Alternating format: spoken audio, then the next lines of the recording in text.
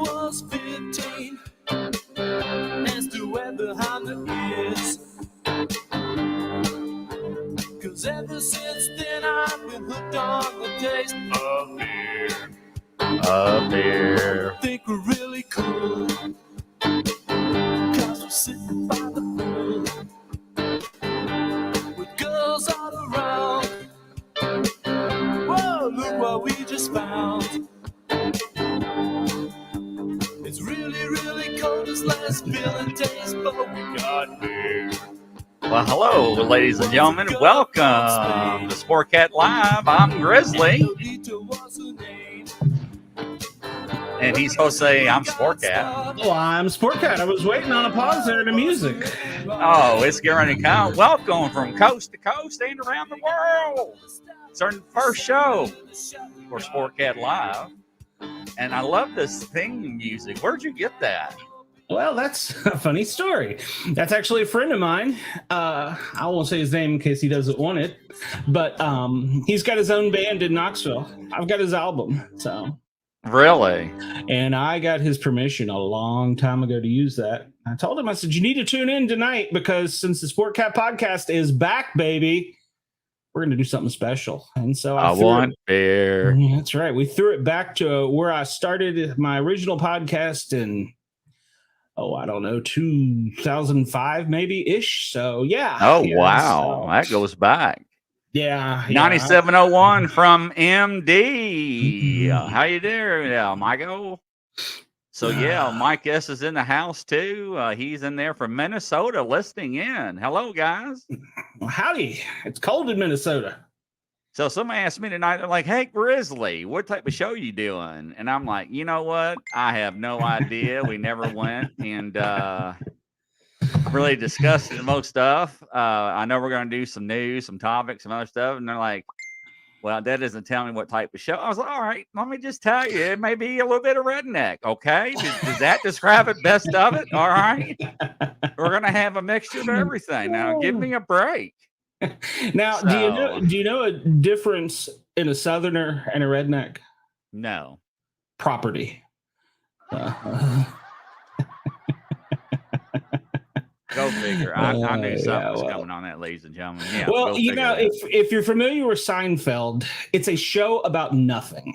So we could talk about anything from fire, EMS, police related, Bigfoot, disc golf, roller girls, what we hear on the scanner, 911 calls, because I've got a bunch of those queued up, to current events. I'm an equal opportunity offender, so I'm sure I'll probably, since this is more or less my show, I mean, you're kind of the producer, but that's an important part. I'm the artist, you're the producer. Whatever you want to call me. I've been called worse. Yeah, well, me too. But so, yeah, it's going to be a weekly show. We're going to do it in the adult hours in case somebody slips up and you don't have your button ready. It won't be me, obviously. And I'm cut from a piece of the cloth. Hello there, Scarborough Sasquatch. Hey, I got you on our schedule or my schedule. So, yes, absolutely. So, yeah. And I saw that Mike from Maryland in there. So we might even get a little radio traffic. We can talk about a show I do want to do because I think that we need to highlight the importance of public safety. I saw a comment in a Facebook group recently talking about how firemen don't do anything until it's time to, get on the fire truck and go. Well, that's the truth. No, it's not. Yeah, it is. No, it is not. So we do a lot of things. I'm talking from the law enforcement experience. He's talking from the fireman. I mean, y'all sit around, play pool, you know, watch TV, you cook, and then you slide down a pole when your buzzer goes off. But you do understand the difference between a cop and a paramedic or a firefighter, right? See, now you're confused. No, I'm asking. You do know the difference. Well, a paramedic is a higher scale firefighter, but that's another story. Somebody will come at me, I'm sure. But at any rate, you know the difference between a cop and a paramedic or a firefighter, right? You don't even know because you're getting confused. Okay, listen to me here. You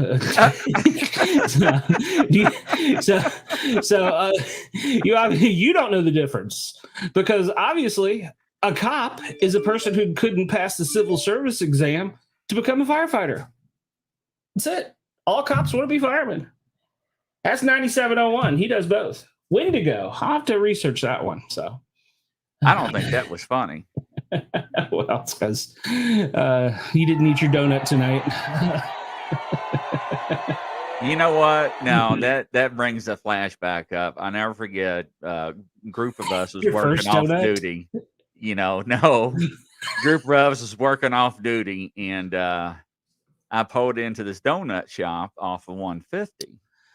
And and they had a gravel road. Well, I came in a little hot because I was running behind, and I told everybody, "Hey, I'll get donuts."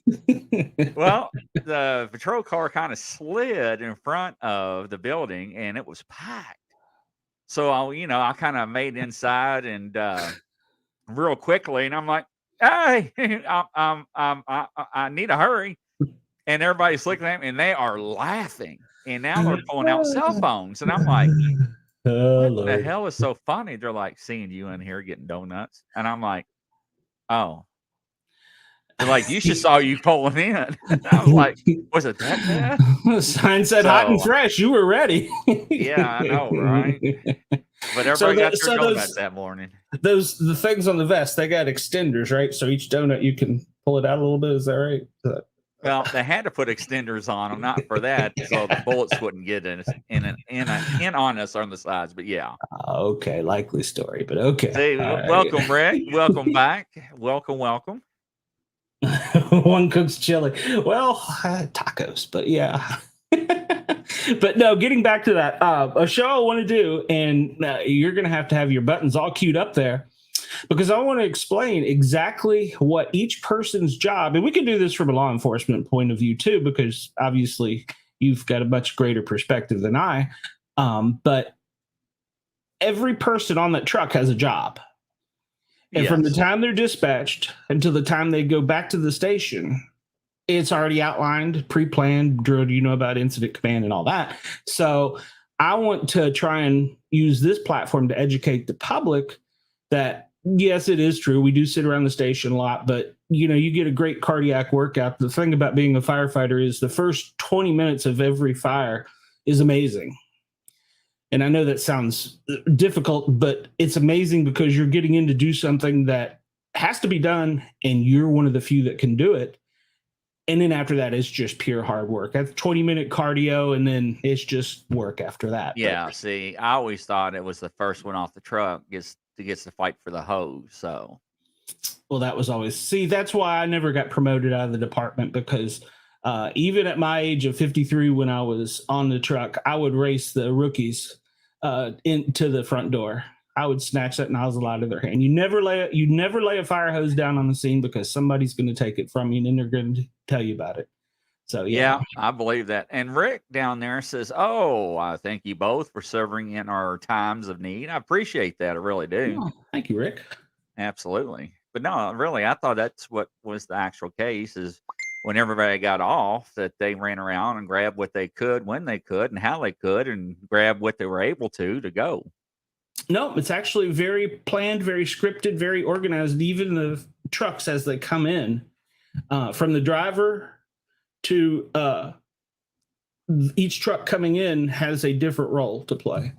So yeah, it's actually quite fascinating once you get into it, because it opens your eyes to see what the job entails, aside from the fact that we sit around and eat chili and ice cream, but the 20 minutes of being in there fighting the fire and actually doing the hard work is probably I don't want to say the funnest, because that gives people the wrong impression.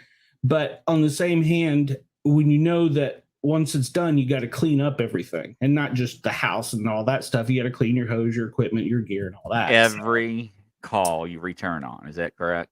Yes. Well, now some departments have hose towers, and you can take the hose back, scrub it in the station, and then drain it, but you still have to load it back either way. So it's a lot of work. See, now when I was on the fire department, when I was young, it was one for all and all for one. You grab what you could, and we went, and but we had to clean everything as soon as we got back, and whether it was raining or not, and it looks brand new still, we still had to get the soap and the brushes and the water buckets out. And Bobby Dizzle is in the house. He says, all I want to know is your best chili and pickled egg recipe. Well, I don't know that I have a pickled egg recipe. Now, I think I can pull a few out of my hat. Yeah, I don't know that I have a pickled egg recipe. Now, I make some really good chili. Yeah, I'm not really much of a chili person. Deacon, hello there. How you doing? Deacon is in the house. So Deacon is in the house. That wasn't meant for you. So. Oh. The one I use is from a firehouse over in Georgia. It's pretty good, Bobby Dizzle says. Well, that's awesome, man. You had yeah, you're from up there. Firehouse chili. No, not Firehouse chili. Is it? No, the Cincinnati Skyline chili. That's not real chili. Is it just me, or has that got ginger in it? I think it's got some more in that, some other of that and stuff in it. It's so sweet. I really think it's ginger. Oh, Rick says Bigfoot likes chili. Bigfoot does like chili. That's really interesting. Bigfoot loves peanut butter too. A lot of people don't know that. So we'll question your knowledge here a little bit. So, does Bigfoot have a fingerprint? Well, now let me tell you something. Now, I've actually have seen photographs of Bigfoot that had leaned on windshields or sides of campers. Now, what I can tell from the ones that I have seen, yes, they do, but they're not like ours. They're not circular motions and everything and have ridges like ours. They run in lines. And it's very strange. Like left to right? Yes. Yes. Okay. Didn't know that. I knew they had prints. Okay, so yeah, they're not like is there no human has the same fingerprint? That is correct. Okay. What about a twin, genetic twin? No, they're not identical. Ooh, you are up on your knowledge there. Okay. No. All right. Now, there's a rough time to get fingerprints off anybody, and I don't mean to sound gross or anything. Is off bodies in the river or bodies that's been expired for quite a while. Yeah. So I got you. So okay. So all right. So we've determined then that Bigfoot has fingerprints, and I've seen them too. I don't remember them looking like that, but I'd have to. Somebody sent me a really good picture not long ago. I need to go back and look at that now that you said that. I mean, I would definitely go back and look, because when I first saw these fingerprints, that's the first thing the comment that came out of their mouth is that it was not human. And I was like, what do you mean it wasn't human? I mean, they got, human DNA and everything. And, the only thing, 98%, 2%, I mean, there's not a real big difference, right? Just like chimpanzees and us, 98 and 2 and 2 and 98. Well, I mean, if you get into biology, yeah, I mean, we all share, most of us share similar DNA in certain areas, yes. Yeah, and Scarborough says most Bigfoot fingerprints are smudged due to oily globs in the hair. And that's the way these prints were. They were oily. And if you would lean in a certain way into the light, you could see them, and that's the way they took many photographs of it. And I saw were muddy. It was ridgy, don't get me wrong, but it wasn't like circle like ours. They were more straightward. Sure. Okay. So could we'll just say a chimpanzee, an orangutan, a Bigfoot, could they screw up a crime scene if they were on it? Well, anybody could, especially firefighters. Okay. We're good at that. We're very good at that. I hated that. I mean, we don't know if the guy OD'd or if he committed suicide or he was murdered or what. Oh, come on. All the EMTs and paramedics. I don't want to hear it. Oh, he looks like he's going to die of overdose. Let's squirt some stuff in his nose. Oh, did you try giving him a Snickers? Don't Narcan diabetics. So the grays don't and are smudgeable. The Greys don't leave fingerprints. Yeah, I don't think they have fingerprints, do they? Greys. I think Well, they're that's a just flat. fascinating question because do you know how fingerprints are made? I'll let you answer that because I know what to say on that. But Well, no, when we're in uterine, we're in the process of hatching. Our arms originally start out as just little nubs, and they extend outward as we get older. Well, the fingers do too.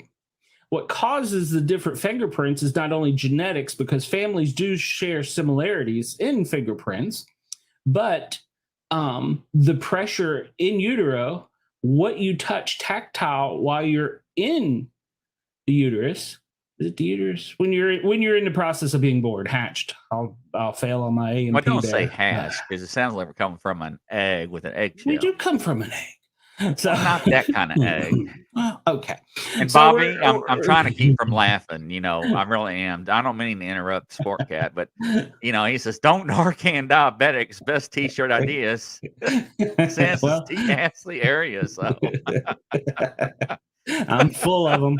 I'm sorry. Go ahead. So anyhow, while you're in the process of growing, your arms form outward.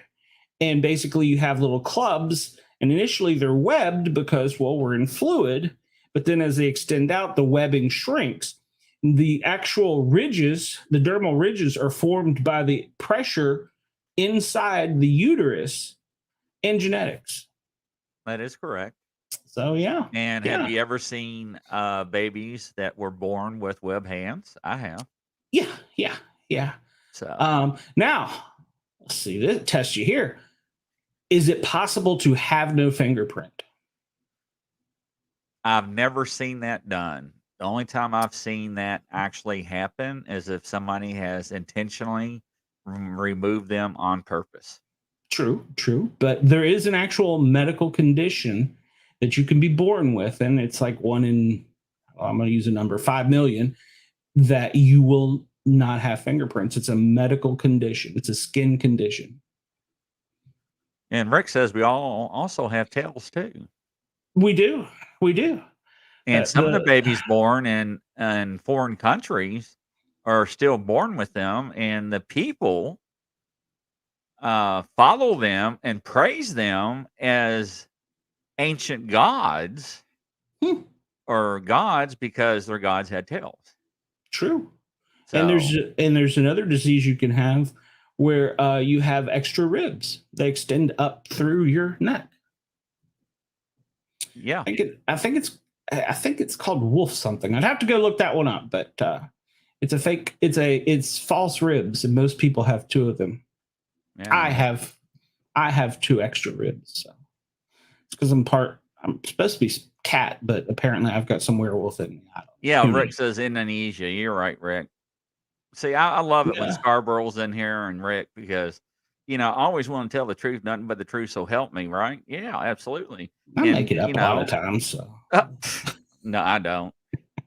But I always like to be, try to be correct. If I don't know the answers, ladies and gentlemen, I'll tell you, Grizzly does not know. I may be, or I believe, but other than that, that's the way I go.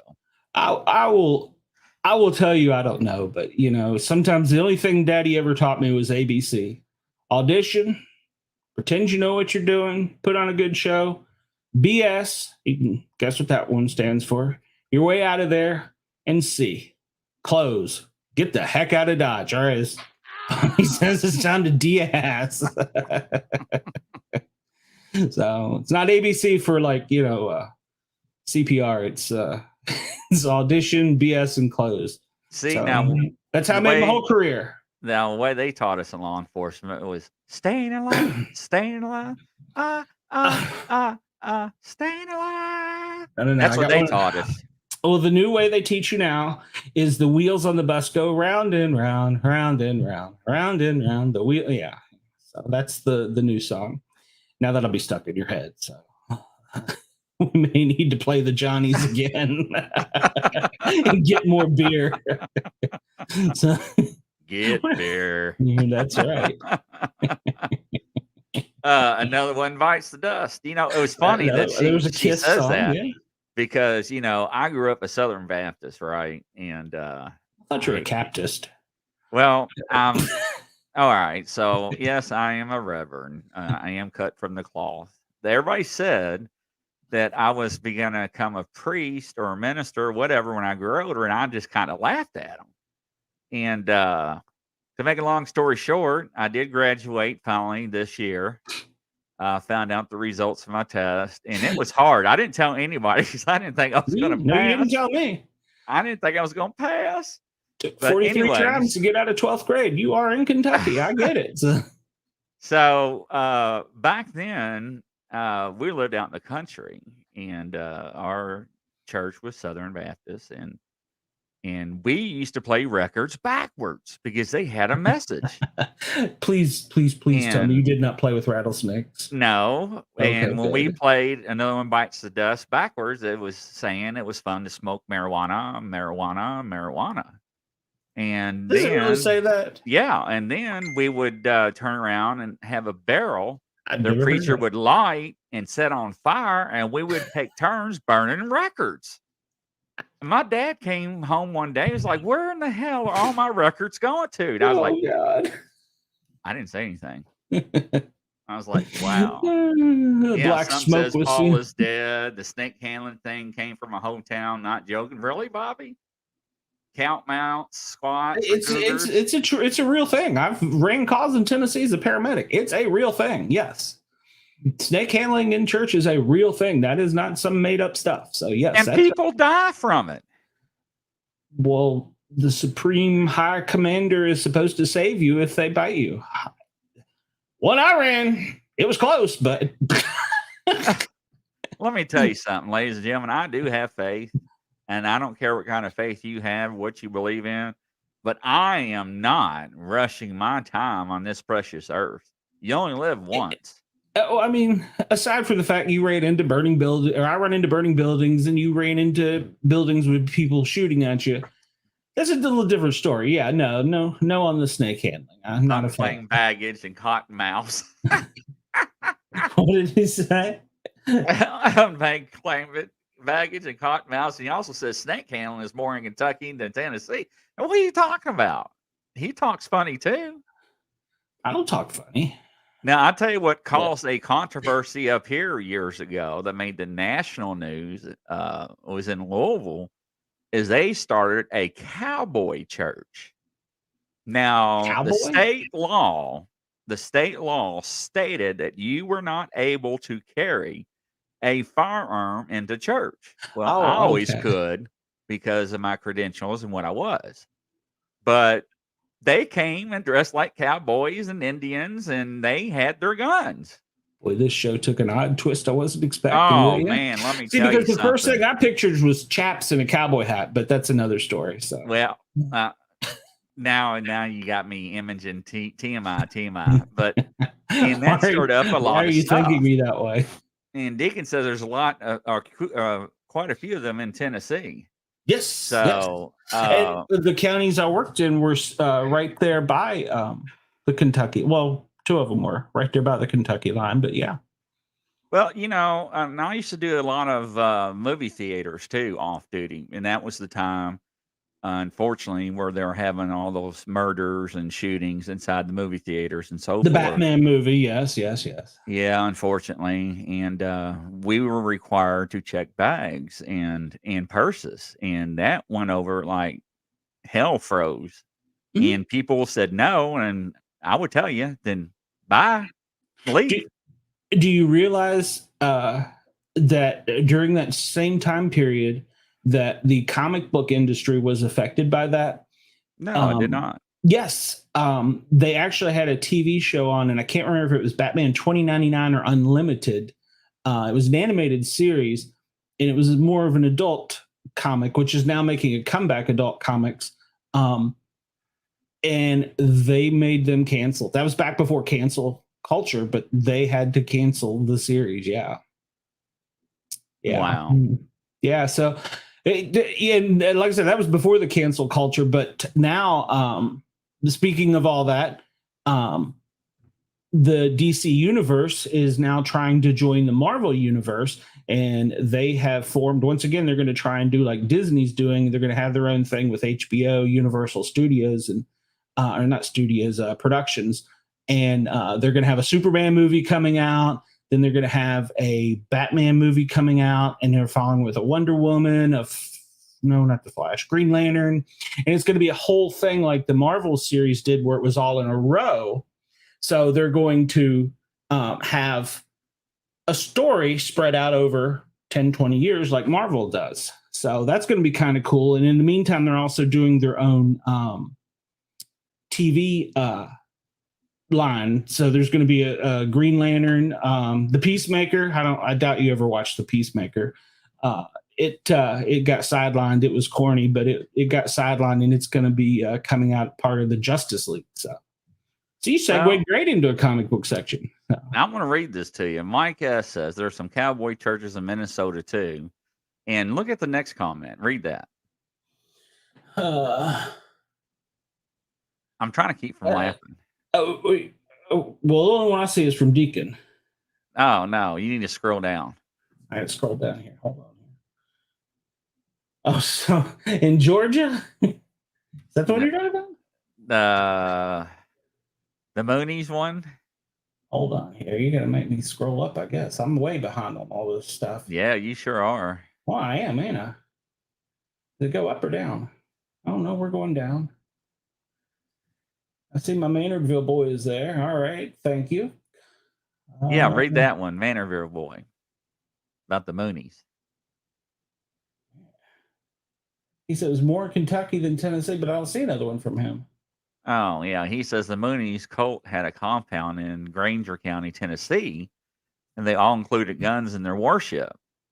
Then Deacon says, Grizzly, if someone had a concealed carry permit, would they have been allowed to take their firearm into their theater? Now, with that being said, I don't know every state's law in every in the country. From the states that I have been in, as long as it's not posted, no weapons allowed or anything on the doors before you enter, then yes, you're fine. But it has to be perfectly mounted where it's very visible, to where you actually have to see it. Mm-hmm. You know, it cannot be hidden or anything like that. So yes, in Kentucky and Indiana, I don't think there is an issue with that. Georgia state law, you can actually carry concealed in a church. However, in that churches here were very proactive during that period where they were having shootings in churches after Charleston, and a lot of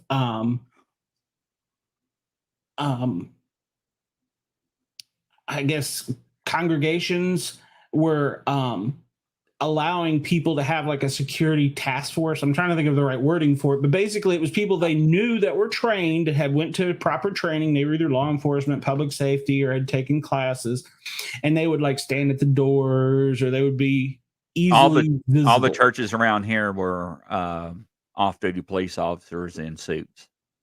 Yeah, so there was a lot of people that went proactive with that, and I think that's a good thing. I'm very pro Second Amendment, so I think everybody should own a firearm, and I think they should learn how to use it properly. And see, and that was my problem, because I used to be the number 3rd in the state of Kentucky when it come to teaching firearm classes for their instructor for their concealed carry class. And with that being said, I got not monitored, but what do you call it when they check you over and over? They send Mo's in and validated. Like you're being infiltrated? Audited. I was audited. Okay. Audited, make sure I was doing everything perfectly, because I was doing so many and so fast. But you know, when you have your own schedule and you know the owner of the gun range, you know you can do things a lot of people cannot. Well, true. And you're probably bringing him or her revenue. Oh, absolutely. People buying ammo, guns, whatever. So yeah, sure. So I would see people go out there right after they rent a gun. Okay, a gun. After I'd give them my lectures about how to pick one out, you know, talk about the grip size, their hand size and everything, you know, all that. and they will buy a gun, buy a box of self-defense ammo, and they're good to go. And I'm like, no, you're not good to go. No.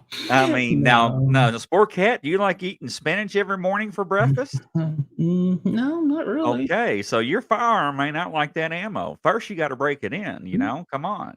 Now, Bobby Agreed. Dizzle says they moved closer to the rear door once Roe versus Wade got struck in case and protests and crazy hippies. Oh, my.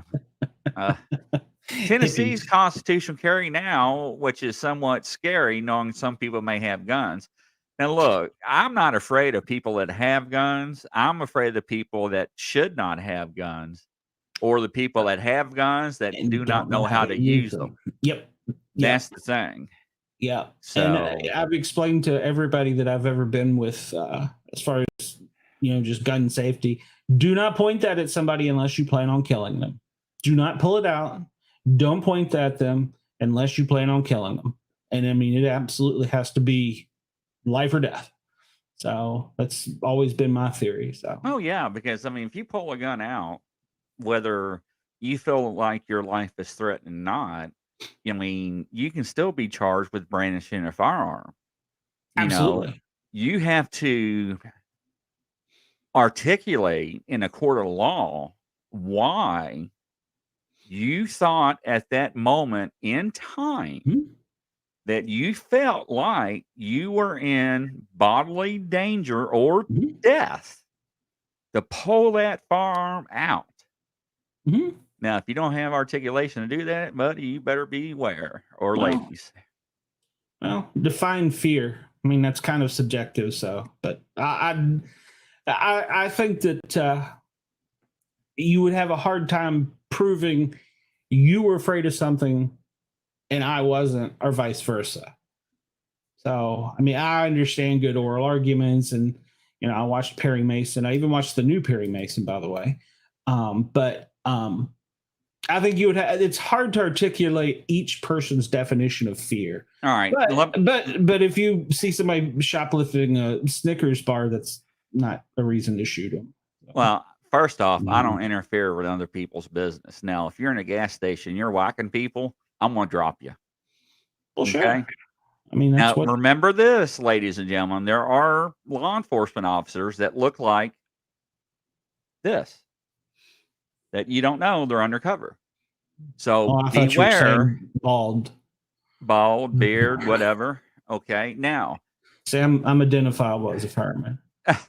So let me give you an example, and this is what I used to teach people. So you are shopping at a grocery store. You are going out to your vehicle in the parking lot. As you are walking towards your vehicle, you notice two males start to surround you and approaching you. You know at this time you got that feeling something is not right. Your spidey sense is tingling. Okay. You see one person pull out a knife. What are you going to do? They can't get within 20 feet of you. The first thing you do is you start screaming with your gun pointing at the ground, stay away, drop the knife, stay away, get away from me, drop that knife, help, somebody, help. Because what's going to happen is people in that parking lot are now, if you do have to use deadly force, are now going to say, man, this lady over here was screaming at this guy to drop the knife, and he wouldn't, and he ended up lunging at her, and he had to shoot. Now, let's say she didn't scream or didn't say anything, and she just kept real quiet. And the guy would start making a loud noise and like, you better stop, woman, you better stop. And she ended up shooting him. And the other guy grabbed the knife and ran away. Nobody saw that part. Now, how does that look to everybody in that parking lot? I don't argue your point. You should be loud, but they can't get close. And I'm just saying, make it a ruckus. So people in your area can testify that you were in imminent danger and something was happening and you had to do what you do. That's my point. I wish. Well, you're correct, but there's a and I'm not referring to the stand your ground laws. There's an area where a knife is more deadly than a gun, and if they get within that proximity, if you're not in position to fire before they enter it, it's too late. So, and I hope he's listening tonight. There is a it's called the 21-foot rules, what they taught us in law enforcement. 25 is what I was taught. I was a paramedic and EMT instructor, and we would oftentimes train law enforcement officers. And as everybody, I'm sure, on the chat and that will listen in the future can tell, we like to gig each other and give each other crap, but we're all big family and we love each other to death. But during the class, one of the instructors would always have one police officer that was just, that big old burly guy that's, lifted 500 pounds every morning with his protein shake, and he can tackle the world. And the instructor was probably, I don't know, $160, $175, 60 years old. Didn't look like he could probably do too much for himself. And during the class, he would always be asking, "What are you going to do if somebody pulls a knife on you?" "Well, I'm going to shoot him." He goes, "I bet I could cut you with my pocket knife before you get it out of your holster." The entire class he would be messing with him. At the end of the class, he would say, "I'll tell you what, we're going to all graduate. We're going to pass class tonight. You buy the pizza and beer if I get you with my pocket knife before you shoot me, or if I'll buy it if not." Never fails. Never fails. And what would happen is he would get within that, and that person would be on him like a spider monkey. So that's actually true. And if somebody in the little hidden gem on that is he was a trained weapons expert in tactical sharp edge. So there's a little caveat there with him, but if somebody knows what they're doing with a knife, they can get to you a lot quicker than you think. So don't let them get within that proximity. Yeah, Scarwell says, "Sounds good. Making a loud ruckus to bring attention to your plot." Mhm. Or, with the aggressor, need witness to avoid being charged or help with diffuse an ugly situation. It really does. And not only from a firearms point of view, but also from law enforcement point of view.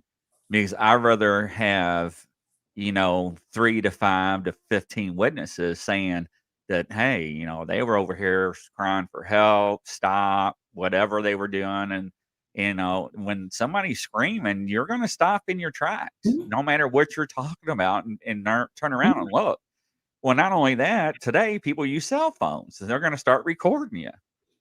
Yeah. So, and then there are some videos in one of our police groups that we own. It shows that officers that actually get attacked by knives and do not successfully pull out their firearms in time before they are struck more than 3 times or jabbed more than 3 times with a knife. Yes. I think the one that we watched not too long ago, the guy drove up onto the police officer's traffic stop and got out with a hatchet. Yeah, I saw that one. Yeah. And the officer was, only thing that saved his life is he was paying attention when he saw that car pull over, and he turned around, he stood back, and he faced him, and he saw that in his hand. And as he was running towards him, he already had his gun coming out of the holster. And before he landed on him, he already got off 2 or 3 rounds, and he was already on top of him. Yes. That's how close that was. Yes. Now, if it was a split second later, he'd probably, his head would have been split. And the guy would probably have been shot once. But guys, it's not like in the movies, man. When you get shot, you don't drop. Okay? No, man. No. If you're high on crack or whatever, PCP, the old school drug, I mean, you don't have pain. You don't. I mean, there's people that I used to fight with, when it comes to parties and domestic violence people, whether they were high, drunk, or whatever, man, they have superhuman strength. Absolutely. And it really does. PCP. Yes. Thank you, Michael. Yep. So, I mean, you got to be careful. That's all. I mean, we're just bringing it up in conversation. Yeah. Yeah. Absolutely. And once again, I think we should. If you had that audio file, did you listen to that? By the way, the fire department audio file I sent you last night. No, you didn't. Did you have that spooled up? I don't know that I know how to play it on here, but basically, all you have to do is drop it into a what you call it. What you call it? That Yeah, drop it, subjective. and then hit present and share your screen, and it'll play it. Share my screen. Yeah, we're gonna do a lot more things during the show. Show some videos, show some short clips and stuff, and I guess I'm learning this on the fly, huh? Oh, okay. Yeah, it's not hard. So, is there words I don't hear you say? Hi, Andy. How are you doing? Thank you for joining the show. Is that Andy from Maryland? Andy, are you from Maryland? Sportcat wants to know. But, and that's the thing. And, we want people to be aware. We want people to be safe. We want everything to be kind of warm and fuzzy. One of the things that I always say is power is knowledge, and knowledge is power. So where do I drop this in here? You should just be able to drop it on the screen. Share your screen or present. I don't have either of those buttons. Yeah, wait a minute. Yeah, I do. I got to present. Present. I'm going to do is share my screen. I don't want to share my screen. Yeah, you do. But it's easiest with two monitors. Well, duh. No, it trust me, it will work. All right, so I guess you're seeing now. When I turn that on, can you see my screen? Well, I will once you click on it. Oh, I thought. I guess I want to share that screen. Okay, and we'll click that, and the browser can't try capturing another screen to see what. Okay, hold on a minute. Let's try this again. Changing screen. Yeah. Okay, share screen. All right, so I guess I got to use this screen and share audio system. Oh yeah, catch it. It says I can't. Oh, I'll be like that little choo-choo train. I think I can. I think I can. Share screen. There, that's what. Okay, can I do that? There we go. Here it is. All right. So now I have to hit another button. There you go. Now you got control. I got to turn the volume up, or do you turn the volume up? I guess I turn the volume up. Yeah. All right, let's start over here again.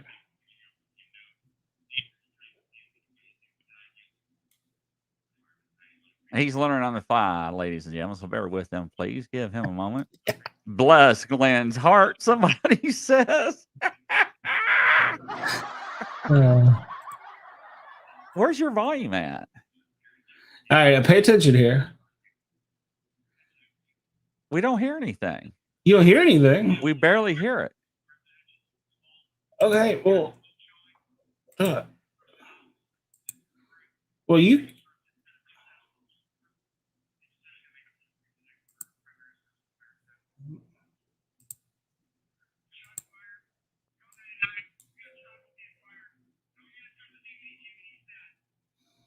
All right, so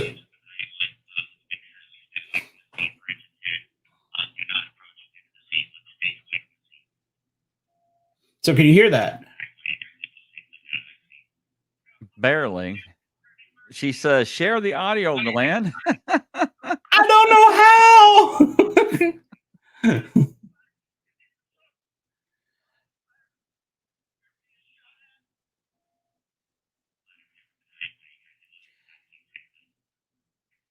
So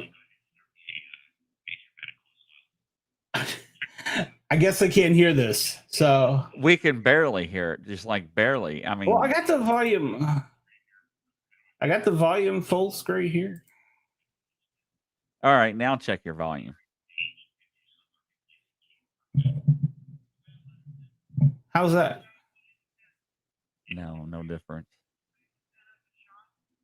Yeah, see, this is. All right, so we're going to try this again here. We're going to try. So am I still sharing? No, you're off. But All right. yeah, and we're sorry. It's very faint. Yeah, we know it is. Absolutely. And this is my fault because we should have had all this pre-planned. Well, I didn't know I was going to do this, so. Well, I didn't mean to put you on the spot. But Well, I mean, that's okay. I don't mind. Maybe I need to open it with something different. Maybe that's what I need to do.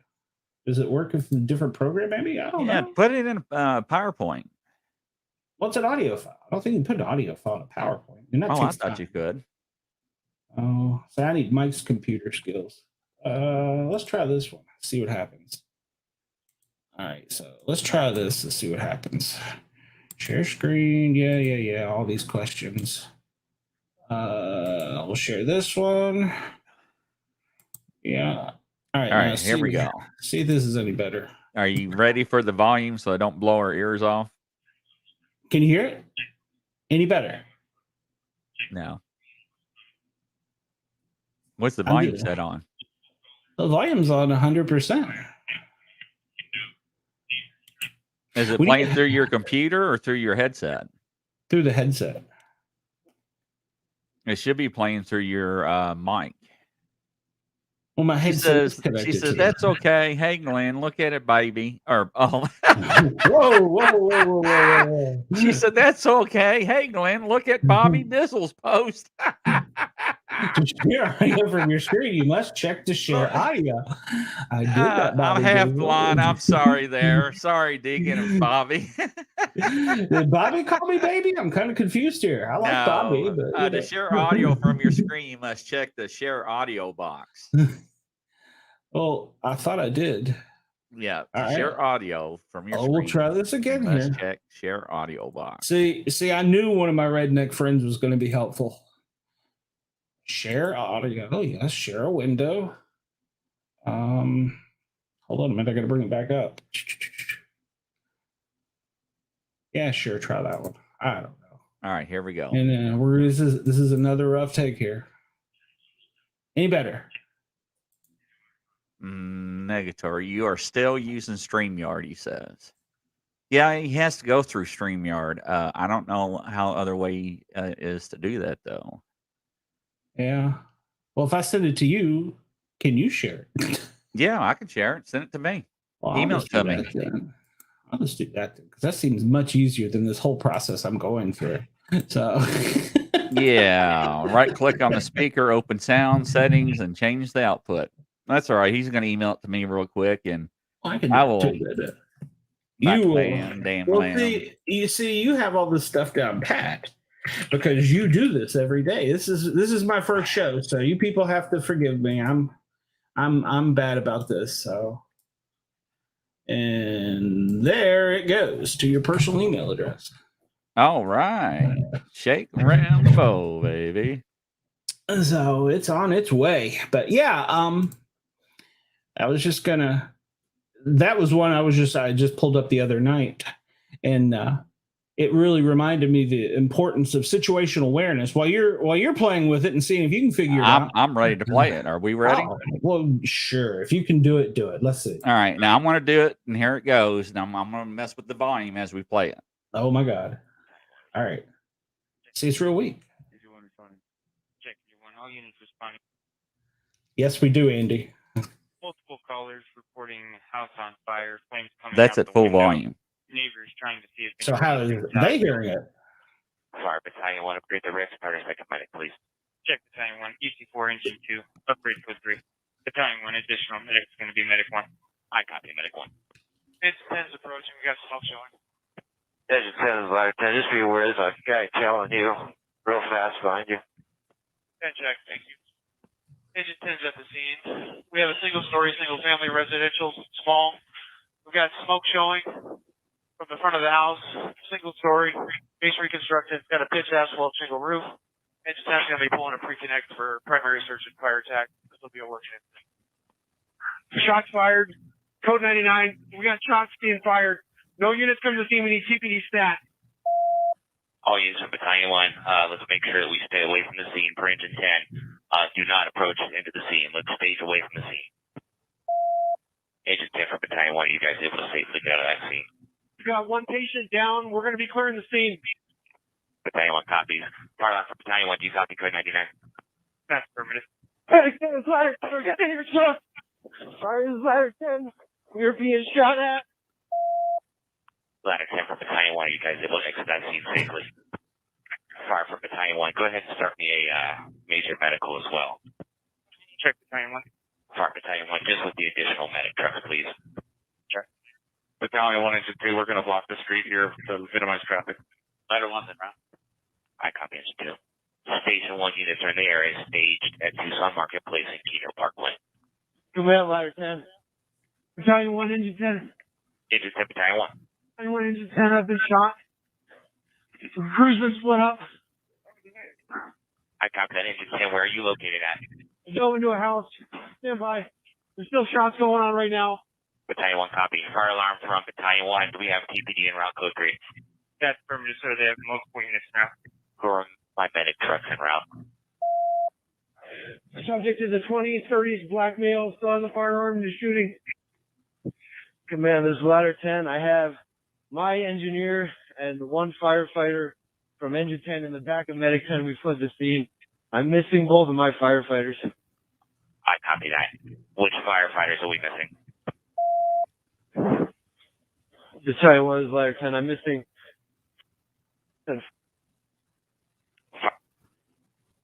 From Battalion 1, do you copy? This is firefighter from ladder 10. Are you code 4, sir? I am code 4. Do you have with you? Firefighter are present with me. I copy that. Engine 10 from Battalion 1. Battalion 1, this is Engine 10. I'm by myself in a residence. I don't have the address right now. I got a GSW to the right arm. I think it's just superficial. I copy that. As soon as you can get that location, please relay it to us if you're able to. You're going outside right now. Be advised, TPD is pulling up right now. Command, we got the crew of ladder 10, both firefighters and one engine firefighter.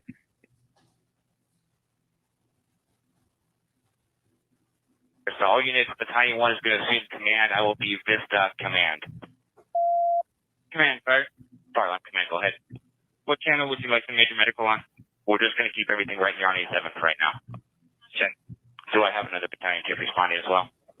You have Battalion 4, EC2, Medic 22, Medic 45, Medic 7, all en route. Fire from command. Give me those units again. I have Battalion 4, EC2. Affirmative. Ladder 1, Medic 22, Medic 45, and Medic 7.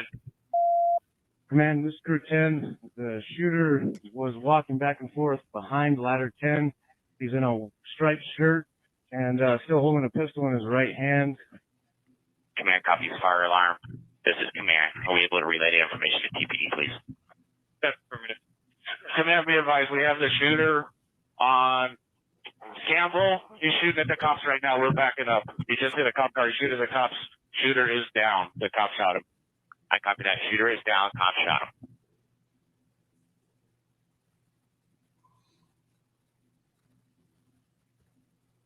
And that's it. That's it. That's all the audio. So as an officer, how does that make you feel? Police officer. That actually freaks me out, to be truthful. Oh yeah, it's a bit emotional because you hear the raw emotions, and Deacon is right. The audio does suck in the handhelds. Most mobile radios suck. You get a lot of busy signals and a lot of traffic, and of course you also got the adrenaline and everything going. But that went from a house fire that they were, as I said, they were pulling up on the scene, ready to pull their hose out, enter the structure, look for people, and attack the fire, to, oh crap, there's somebody shooting at us. You could tell there was a couple things to really note there. The battalion chief that was in command never lost his cool, which is good. They were able to de-ass the scene successfully, but you could tell in the officer's voice. I think that was Tucson. I think somebody asked. It was in Arizona. I think one firefighter died, and I think a paramedic died. And the paramedic was shot at point blank range in the head, if I remember correctly. They walked up to the ambulance because, well, they weren't. No, that's not. I can't say that. That would be judgmental. They didn't apparently see the shooter approaching into commotion. So yeah, it went from a normal fire, what we would have, to your scene in a second. And you guys don't normally respond on house fires. So, I mean, really, No, we're aside from usually traffic- called, once they are staged, then we Yeah, usually go in first. Yeah, But yeah. If I if would it's- assume during this escalation of this black male unknown subject with a handgun, I would probably guarantee that the law enforcement officers did not use the handgun in return. I bet they used their rifles, I believe which you're is correct. probably the protocol. And where did you say this was, Glenn? Deacon's asking. I'm pretty sure it was Tucson. It was in Arizona. I'm pretty sure because he kept saying TPD, so I'm assuming it's Tucson. It's an old story, so I didn't want to play anything too current. But yeah, it literally, you never know from the moment that you arrive on any scene. I've been on medical scenes that have went bad quickly, but you have to, in all situations, and it's not just in public safety. If you're out in the woods looking for Bigfoot, you have to have situational awareness no matter what, because if you don't, bad things can happen, and Well, I do believe we all have an internal, and for a lack of a superpower word, a spidey power, but that our gut feeling, our internal, it tells us something's not right, and you got to learn to utilize it and tune it in and trust it, because it can save your life. well, look at my buddy that used to be on the police department with me. His son was on the volunteer fire department out there in Ramsey, Indiana, Mhm. and he was on his way home, and there was a guy on the side of the road, and the Palmyra police officer stopped to assist, and he saw the officer and the car that looked like it was broken down, and he got out, and the driver got out and shot Marty's son twice with a 12 gauge, killing him, Ambush, yeah. and then shot the officer several times. But the officer was able to return fire in killing the subject. And the officer was not injured, thank goodness, because of the type of rounds he had, but his vest, it saved his life. But unfortunately, that voluntary firefighter, Marty's son, paid the ultimate sacrifice just to stop on a country Yeah. road. Yeah. There's crazy people everywhere. There's people that mean to do you harm. There's crazy people, and there's evil, So yeah, it's out there. It's It out is. there. And then they want to know, why sometimes, law enforcement or people like you, firefighter, paramedic, EMS, EMT, it doesn't matter what your title is. After so long, you see so much carnage, death, whether it's suicides, murders, car wrecks, accidents, they say it Right. don't get to you, but later on it actually catches up. A little bit later in life, everything catches us as we get older, and it doesn't necessarily have to be the most traumatic thing you've ever seen. I mean, it could be something benign, but it's once again, it's your personal, how you feel about it. I know when I was on duty, a lot of times I had come home or get off duty the next morning, come home, and I have unplugged the kids' alarm clocks so they would stay home that day. They'd find me on the couch, feet up, watching ESPN with a glass of Jack in my hand. And they're like, Wow. "Hey, we're going to have a free day with Dad today." So, yeah, everybody's little trigger is a little different. And some say they never see or have any emotions with it. But I don't think you can help people without having that. Because if you don't have empathy of some kind, you can't be good at your job. So... And he's telling you the truth, ladies and gentlemen. They don't wear vests.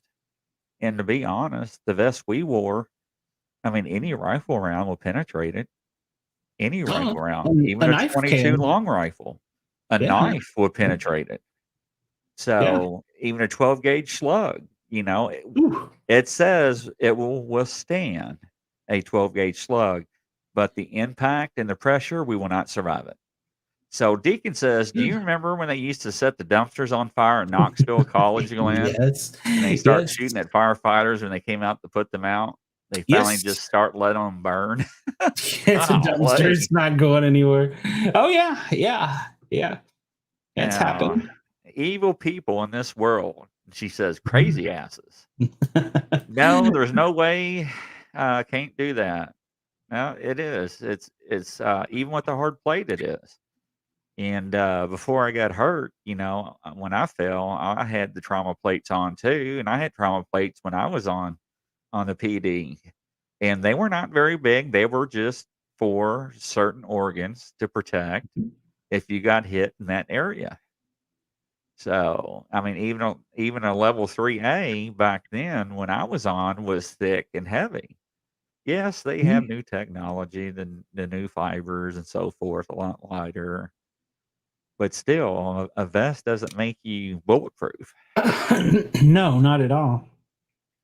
Does not make you Superman. Well, speaking of true crime, I saw somebody actually called 911 and told them they were out of gas on the side of the road and that they needed help. Well, it's not a high priority call. And so I guess they waited for a little while and got bored and tired with waiting. So they called back and said, there's a guy out here with an automatic rifle shooting at me. My car's all shot up. Yeah, they got a more appropriate response, a much quicker response. And they didn't show up with a gas can. So there was no shots fired. There was none of that. He wanted PD to give him a ride to a gas station. But when hell no. When they got there and realized what was going on, he had warrants and he was drunk. So, well, regardless, falsifying a report, I don't know, with telecommunications, it depends on the state law. He probably would have been arrested anyways. Oh, I'm sure he was going up. So, but yeah. Yeah, Deacon, you're right. There's still too many vulnerable places on the body a vest does not cover. And your head's not covered. So the groin and your legs and even if I was wearing a vest, I don't know that I'd want to be shot. I mean, I just don't think I'd be a fan of it. No, not at all. It would have to suck. No matter what, embrace the suck. Yeah. So you've been telling me about this Pelosi incident. So tell me about this again.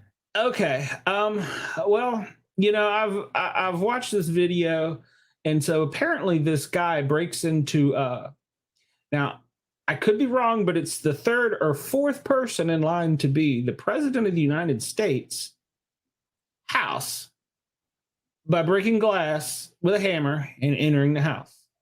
They have him on security camera doing this. How is this person unprotected? I mean, politics aside, that's like, it's the number 3 or 4 person's going to run the country. And at any rate, so he gains entry in.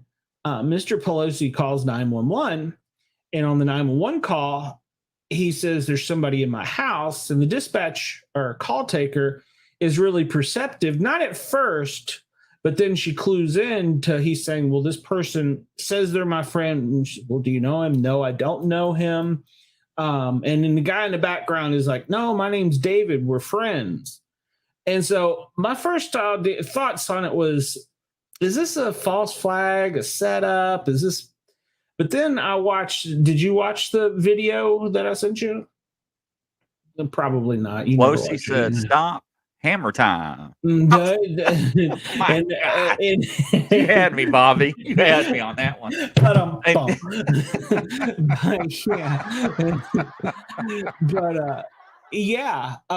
PD shows up. They come to the door, and Mr. Pelosi. Now I don't know. He doesn't appear, of course, it's in the middle of the night, that he's very, I don't want to say with it, but he's he's addled. He's not, and he's holding this man's hand who has a hammer. And when the police officer realizes he has the hammer, well, he tells him to take it, put the hammer down, and he doesn't put the hammer down. And next thing you know, he's hitting the Speaker of the House's husband in the head with a hammer. While the police was present? That's why I sent it to you to watch it so that you could give me your opinion. Do you have the video? Oh, I probably do. We'll get it all figured out for the next show. So yeah. Watch the video because I'd like to. It would be better. If you can pull it up, pull it up. Do you know how to do that? Let's see here, Bobby. You may have to do that. Mike, Bobby, he may need some help. So, Here. See, Bobby, I told you that I really didn't bring the value. I just brought the comedic to it. So I'm more like the sidekick. I'm the sideshow Bob, so to speak. So let me see if I could. See, I don't have none of that saved on this computer. That's a good question, Maynardville boy. I don't know the answer to that one. That's a very good question.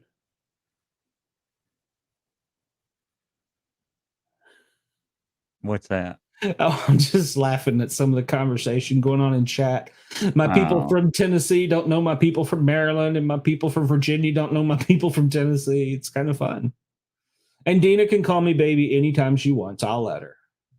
Well, from my distance, was my bad eye vision. It looked like it said baby, and I was like, what? I'd have to go back and read it, but no, it didn't. It said Bobby. Oh, well.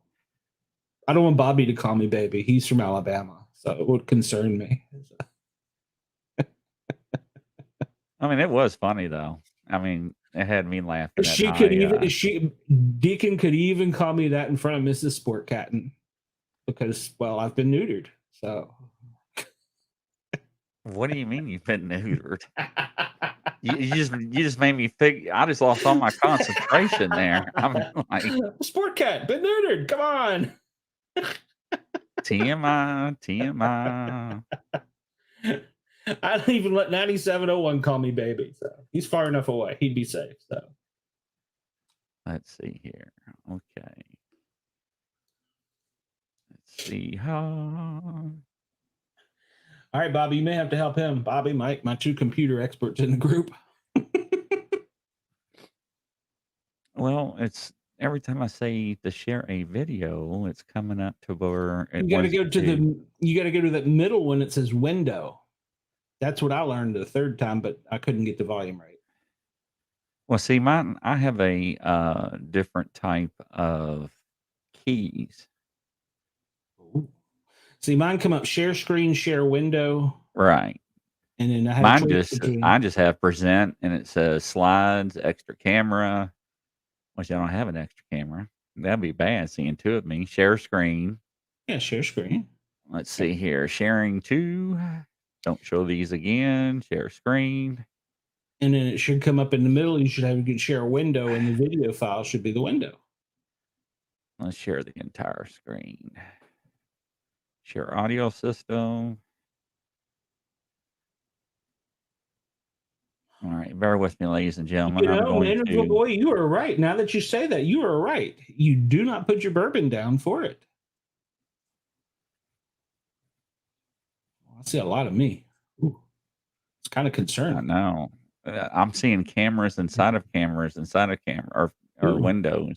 Something's about to jump out.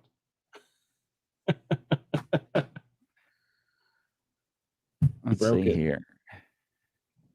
Hold on here. Bear with me. Maybe if I go back to this window. See. And then go back to you. Yeah. I think that did it.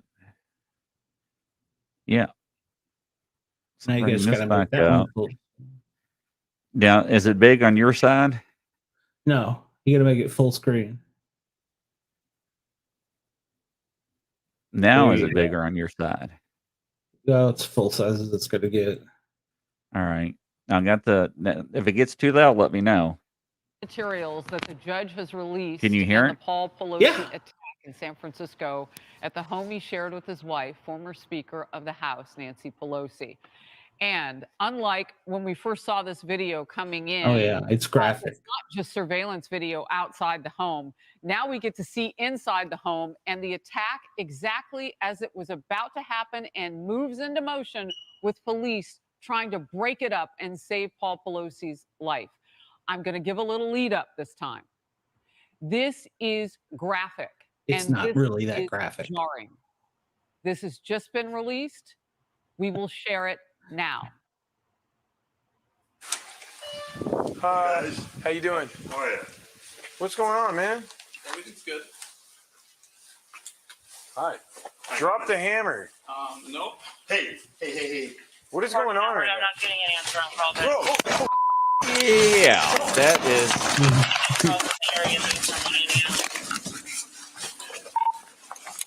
You got him, Michael.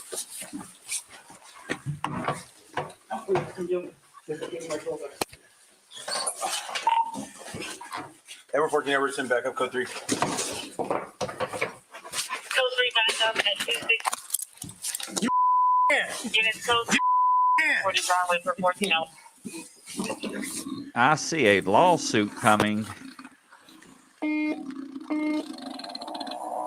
This buddy went 99. Edward 10, medics code 3 as well. You got it? Sorry, 14 number 2, medic code 3. All right. We're trying to figure out not only what we see, Now, ladies and gentlemen, but what we hear. let me explain you something see it- to you from my point of view, okay? I arrive on the scene, and the first thing I see is a person, and another person holding a hammer out, trying to hold on to it. I am not going to stand there and say, drop the hammer or give me the hammer. I am going to pounce on you like a rat on cheese and get control of you and remove that object, whatever force is necessary to contain you under my control. Because I do not know what intentions you have or going to have with that hammer, whether it's him or turn around and come after me with it. Now, no disrespect to the officers, okay? I know how it is. You get complacent. You do, and you don't think nothing's going to happen. And they were just answering basically a 911 hang-up call, so to speak. But let me tell you something. When you do get complacent and you do not think, that's when shit goes south. You were the first to cuss on my show. Yes. Oh, I did. No. Yeah, I did. I'm sorry. I'm sorry. Ladies and gentlemen, I never usually say anything, but stuff like that aggravates the fire out of me. Well, but in Maynardville Country Boy there brought up a valid point, though, that I hadn't thought about. So when you look at it, the door swung open to the right, correct? Yeah. Mr. Pelosi had a hand on a hammer, and he still had his bourbon in his hand. I would have went right after him right then and there. But, well, the officer didn't see it, but you're missing my point. Who opened the door? I don't care. My focus I is agree on with that you. hammer. But he didn't see it at first. I agree. Well, his But body who- cam did, so he had to see it. I mean, that wasn't. It was an odd situation, but I don't think that was until he This really is how lit it up. people die. Exactly. Mr. Pelosi could have been killed. Absolutely. An officer could have been killed. Absolutely. My first thing was he didn't stand to the side when he knocked on the door. That was my first thing, but because even in fire EMS, we do that. Well, yeah, absolutely. So he didn't do that. He was right there in front of the door, knock, knock, knock. Hey, what's Now, going Scarborough on? said deadly force when necessary. I didn't say I was going to kill a guy. I Well- said I would use every pound, every ounce of energy I would have in my body to subdue that person, But to he didn't see obtain it. that weapon. He didn't see it. So was the front door ajar as the cop? I can't say that word. It opened, push. Yeah, there we go, Mike. No, the door was open from the inside. Yeah, it Yeah. actually swung open from the inside. I think Yeah. Mr. Pelosi actually opened it with his left hand. But he had a glass he still had his bourbon glass in his hand if you look at the video. Yeah, but Because that I was in didn't his, notice that until Maynardville Country Boy brought it up. But he had one hand on the hammer and one hand another on the hand bourbon. going for a high five. So yeah, it's kind of hard to open the door if you're going to attack the guy with a hammer. Why? Well, first off, why would you let it go if you had it to start with? But at any rate, Well- so thank you, Maynardville Country Boy. You just brought up something that I had not thought of or nor seen. As soon as he said that, I was like, yeah, no kidding. That either he had to take his hand off the hammer to open the door, which would have been silly, but he may have been inebriated, half asleep, whatever. Or he picked his glass of bourbon back up while he's standing there talking to the police. I don't know which it was, but it did that. It's kind of like strange. So yeah. Well, Yeah. anytime we're dealing with, never mind. I won't go there. Well, I mean, anytime you get into certain levels of government. So was that a fake? Well, the snoring respirations were kind of interesting because that's usually the sound somebody makes when they go nighty-night, if they've been hit in the head. So that part, I don't know, but All right, yeah, Billy. Thank you, sir. That's a good point there. I never thought of that until he said that, because I was, in fact, when I went on, I was going to tell you that I had heard that it was a deep fake or conspiracy or whatever, and I was like, nah, I think this is a little too real. But see, that's why we have our listeners, so that they can point these little details out, because I didn't notice he didn't drop his sippy cup. I mean, if you're gonna go nighty-night, you might as well have your bourbon with you. Well, and let me say this, okay? I mean, how old was the guy? Do we know? He's probably his 80s. Okay. I mean, gosh, he's pretty old. Now, have you heard the 911 call? Mhm. No. I think Glenn sent it to me, didn't you? Mm-hmm. So let's say he's in his 80s. We do not know what kind of mental state he is in, okay? And we're not assuming he is in good shape. We're not assuming he's in bad shape, dementia. Or not. We're not saying he is. He could. It was in the middle of the night. He could have just been asleep and addled. You know, sometimes the elderly people get taken advantage of by anybody, by neighbors, families, scammers. Who knows? It happens. Sure. I've taken many reports over the years. I've read this cause. I agree. So yeah, it could be probably drunk. Who knows? We will never find out. No. Well, I think that Mr. Pelosi does have a history of interactions with law enforcement and DUI, but I don't. That doesn't mean he was drunk that night. But like I said, it could have just been the middle of the night. But still, he wasn't the normal. What's the correct word? Mentation, the normal alertness, the normal orientation. He didn't appear to be. So if I got a guy with a hammer, I don't think I'm gonna let go of the hammer. I'm gonna fight with my life, like you said. So, but he's an elderly person, and he could have been confused or was confused, but it could have killed him. Luckily, the police officers were there. He didn't just attack him and leave. So I said my piece. Glenn, you should remember me from when he was with Lutterville. Luttrell Volunteer. Yes, I remember him. Yeah. He's a good old country boy, good friend of mine.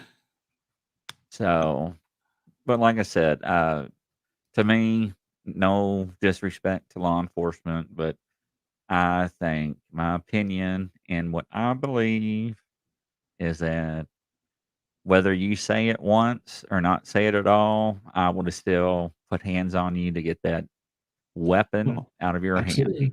Absolutely. I just don't think he saw it. I don't think like we were talking about in the other call, I don't think he had his alertness on. His spidey sense didn't tingle. All right. Now, what I heard, drop the hammer. No. Drop the hammer. No. And that's when he starts swinging. He said, and they did not move. They stood outside that door. They did. They hesitated. So even if he was drunk, he had the with it all try to hold the guy's weapon, yielding arm. Yeah. You know, see, that's what I was trying to say earlier. He was holding the weapon or holding the guy's arm, but he was smiling, it looked like, at the same time, not saying, help me, this guy's nuts. You know, Yeah. we don't know his state of mind. We don't know his medical condition. Because Glenn can tell you at certain times of night, man, when I take my night meds, You make those same sounds. yep, I sure do. And I went to sleep on him many a times. Whoa. You're 2 states away. So Yeah, we're separate states away there, ladies and gentlemen. You are not my snuggle buddy. Yeah, PD had that oh shit moment. Yes, they did. I thought that made me say it again. And you said you're going to be the first one to do it. Yeah, they did. You need the You big know, button and for you. it's a deer in the headlights and everything else. And you know, and one thing I'll bring up, and let me see if since we got Google up, Uh-oh. Now we've what got him or going. YouTube,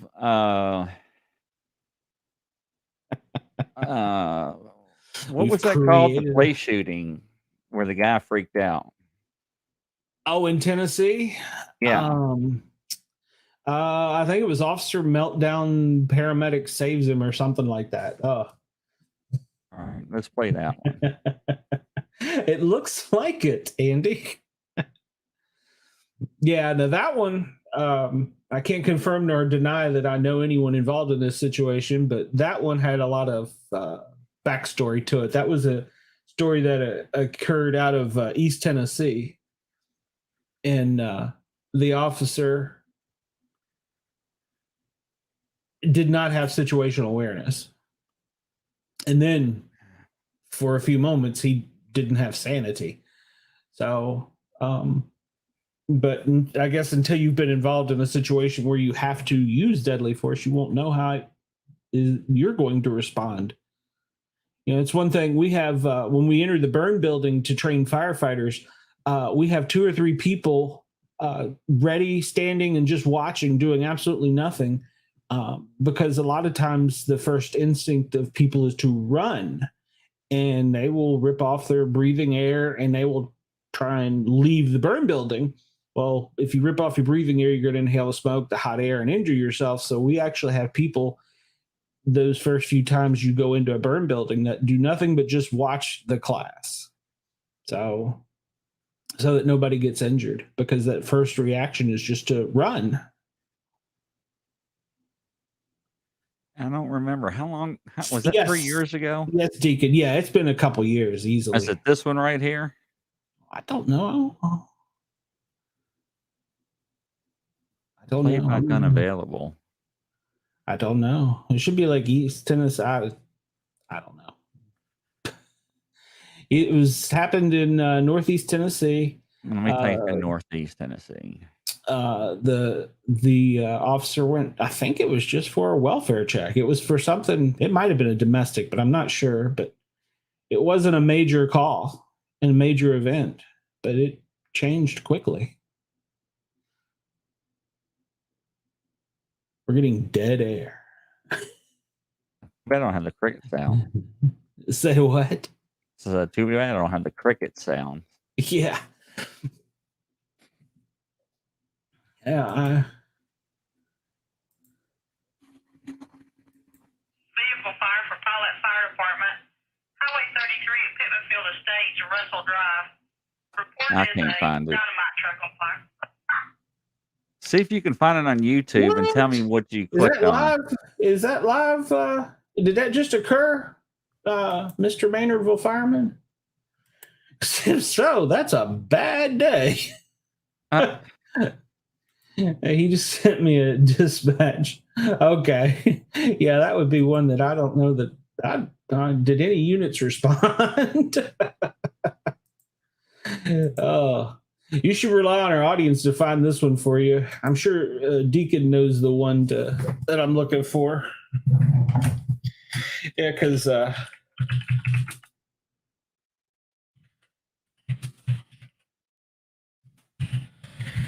Being like paramedic saves cop Tennessee. I don't know. That's a 12-minute video. Nah, it's not that long.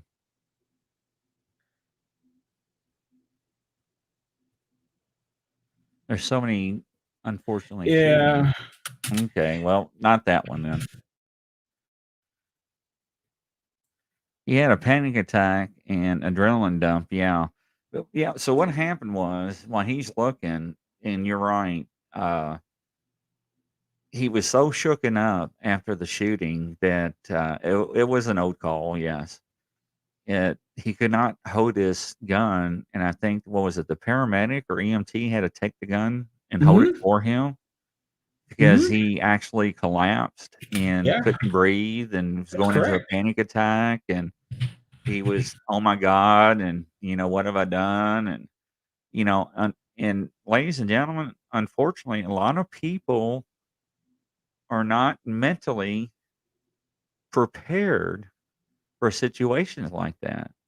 Now, we have a big department where I am at right now. Years ago, I think that actually might be had it. questions on their application. It says, do you like firearms? And if you mark yes, you are automatically declined. I never forget that because I brought that up in one of my training classes, and a couple of guys jumped up or were Do you like firearms and they decline Yes. them?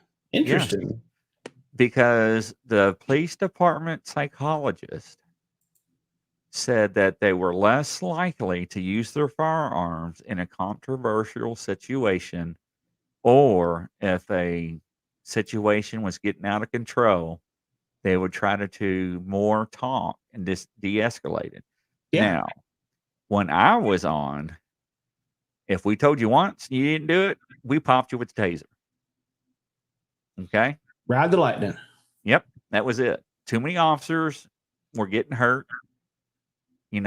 Yes, we know the continuum force ladder. You do this, I go up a level. You do that, I'll go up another level. But officers were getting hurt. So we were told we handle our business like we need to do. And we did. And officers were not getting crippled. Officers were not dying. Officers were not getting sent to the hospital, besides for bloody nose and some stitches in their head or eyes. But, it's just things change, and then they wanted to defund the police. God have mercy. Did you check? I sent you on Messenger. I think that's the one you're looking for. So, And defund the police, and then they want to turn around and send, what were they called? Social workers. Yeah, social workers out before the cops and have them interact. Oh, I just saw a video. It was another person. It was a car wreck, and the police officer was there getting witness statements from who and what happened. And I think the ambulance hadn't arrived yet. It was just the fire engine there. And, the way we check patients is we go to see who's hurt worst, and we go to them, and then we spread out and, help the others. And this father didn't think that his child was getting seen quick enough. And so he pulled a knife on the firefighters. And, it was just a car wreck. And I believe I don't recall if that was one, but he got to ride the lightning and taste a little bit of electricity. Well, people just don't understand, and that they always ask, why don't the cops shoot them in the legs, and why don't they do this and that? We shoot to stop the threat. What if you miss? He's still hurt. He is still coming. So I think Deacon or I have sent you the link in chat, Facebook Messenger. So one of the two of us is probably got it right now. Let's see here.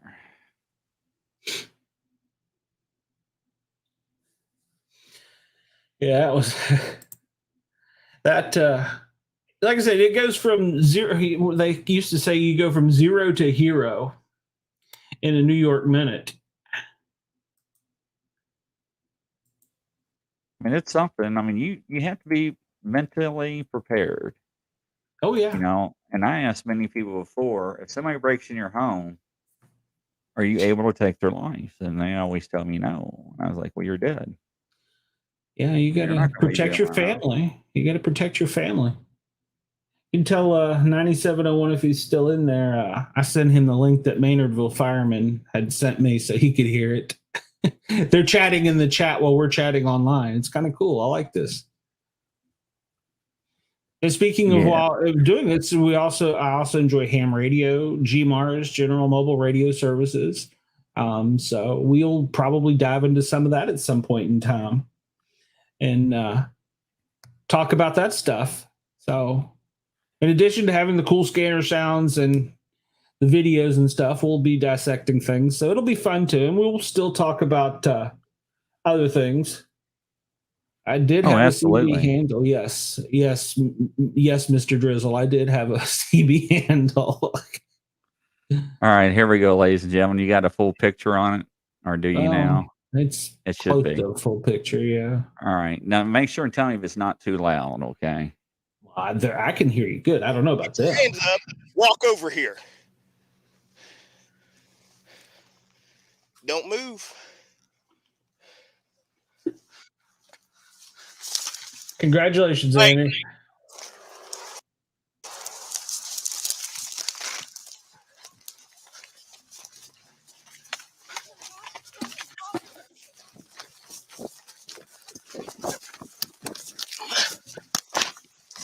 Get on the ground. Roll over. Roll over.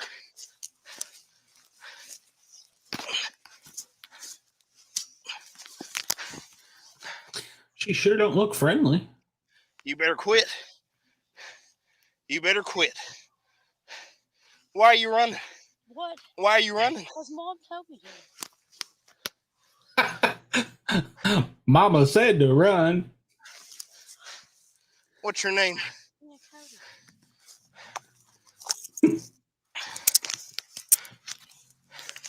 Roll over. Back in the house. Roll over.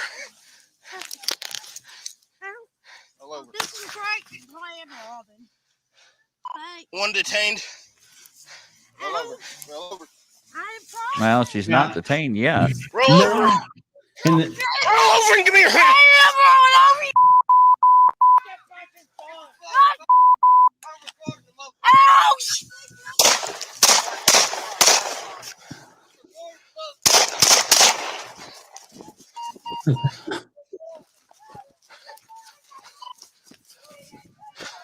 Give me help. Shots fired. Give me help.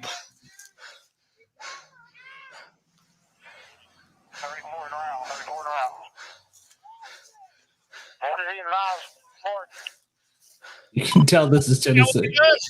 Give me some help. Shots fired. We got him, Justin. Shots fired. 58 got shot fired. 95 on 33. You better show me your hands. Where's he at? Sharp Road. Damn, Fort Robinson.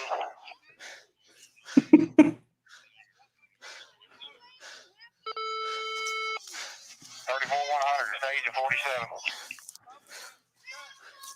10-4, I've already done it.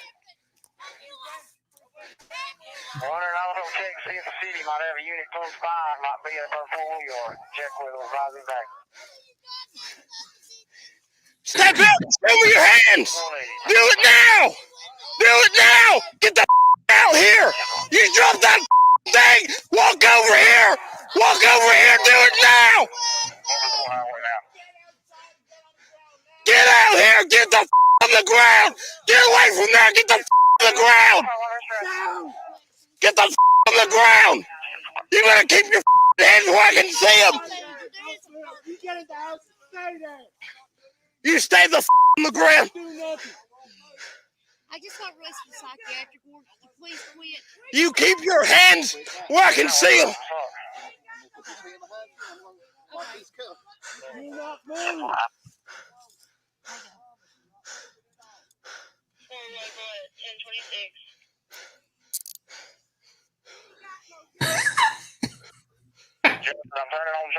I can't believe the two guys stayed there.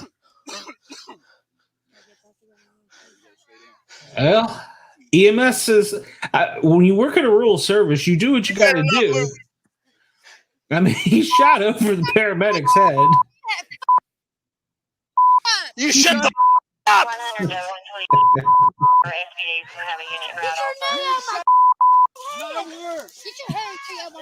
Shut the up. Dang.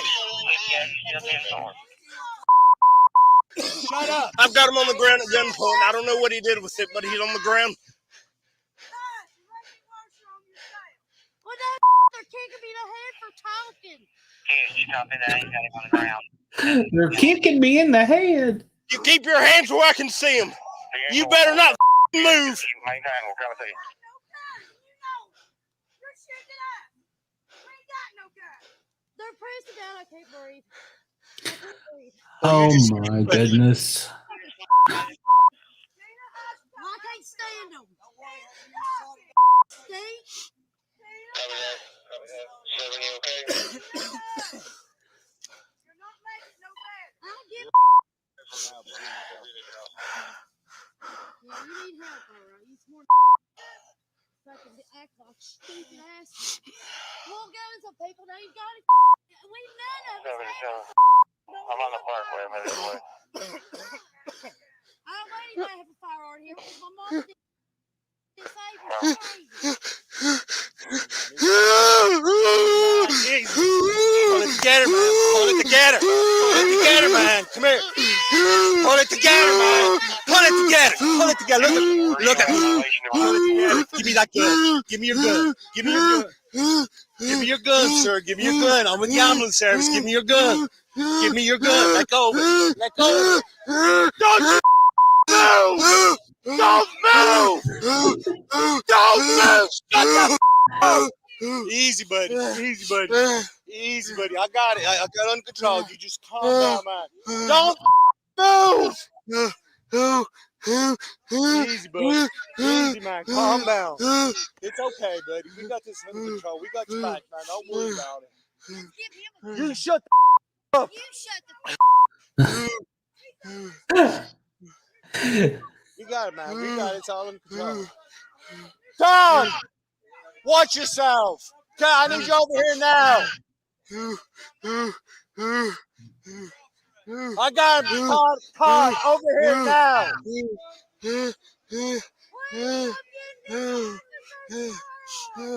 Easy, buddy. It's okay. It's okay. It's just a stressful situation. It's okay. Watch your back, man. It's okay. Todd, I'm okay. I'm okay. You okay? Yeah. I got it. I'm okay. I swear.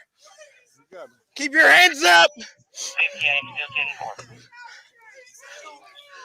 I'm 10-4. Yeah, that. Keep your hands where I can see them.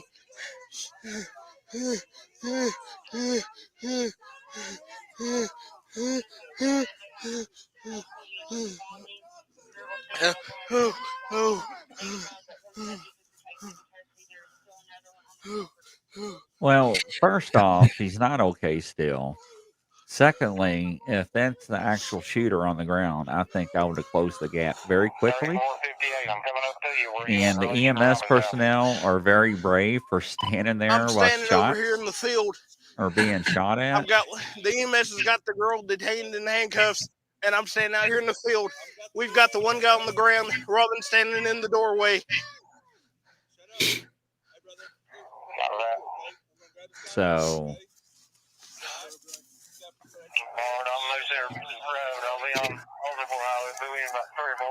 You better keep your hands where I can see them. You best not move. Yeah, it's EMS did a great job. yeah, they did. They actually really did. I was very surprised how they took control. I'm very surprised how they actually stayed there and handcuffed the woman and detained her while shots were being fired. He shot over the EMT or paramedic's head. Yes. Literally shot over his I'm head. like, you know, I and would have probably left a trail. well, I tell you one thing. If But that was once my again, partner. it's in the moment. What are you going to do? You know, I've been in situations where I look back and go, yeah, probably not the smartest thing I ever did. Well, and any law enforcement first responder will tell you, yeah, code brown. Now, we're not going to explain what a code brown is because I had one of my officers played a joke on one of my new officers on one of my smaller departments and told dispatch that he had to go 1093 to a code brown. And I damn near wiped out my patrol car in a ditch from laughing. Then I had to call them all to the station to have a good talking to. But anyways, but yeah, but you know, that's why we have training, and that's why we have firearms training, and that's why we have Absolutely. stressful training. They make us run before we fire. They make us get out of breath, whether it's shotgun, handgun, and rifle. Yeah. But you know, first thing first is your safety, which is ours. You know, and the paramedics and EMTs, they stayed there while the shooting was going on. They didn't move. Me, Didn't I move. would have ran. You know, screw the pregnant girl on the ground that just got out of the mental hospital. You know, I think she may have just been fat. But well, whatever. I have a bad story I about thought that somebody too. was yelling that she's pregnant. I They may coulda have. just, I don't know. I could have just assumed that or just imagining that. Who knows? Go to the blue room for a cold brown. But you know, It's a stuff champagne like room at this the fire happens station. on a regular basis. Now, I guarantee you, without even knowing this officer, I would probably bet he is no longer on the force. No, I believe he resigned after that. There's a lot more of a backstory on that. It is a real rural area of East Tennessee, and I'm not sure if he was from that area or wanted to move there to retire or just whatever. He was ex-military, and he was the minority in that department, and so he was picked on a lot. And not just by his coworkers and peers, but by the citizens because of, you know, he wore a uniform, he was a minority, and that still occurs in all parts of this world, not just Tennessee. I'm not trying to single out Tennessee. And I think he probably at that moment felt like it was him against the world. That was my we do not impression. know what was going through his mind. And Deacon wants to know, were the shots fired from the house first? I think they were. Yeah, I'm thinking that there was a shot fired, but I don't know where it originated from that house, but there was a shot fired, I'm pretty sure. What county was that from?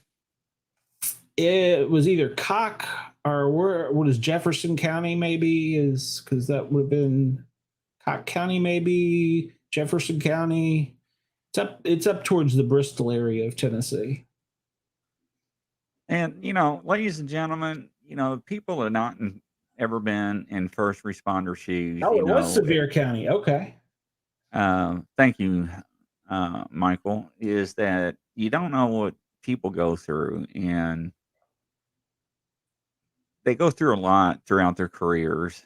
And, you know, I've been fortunate enough that I had the opportunity, and I'm not bragging, I'm not egotistical, but there has been several instances where I, by law, was able to be justified in using deadly physical force against several perpetrators, but I did not, and they could end up bad for me. Because I've seen what happens to certain people in the media and how things have came out for them, you know. But you know, it's same thing. You hesitate, but I guarantee you one thing: I will always come home, and I did. So that's for sure. Yeah. 9701 said it was Sevier County, and after the officer attacked, he had to panic attack. He resigned. And yeah.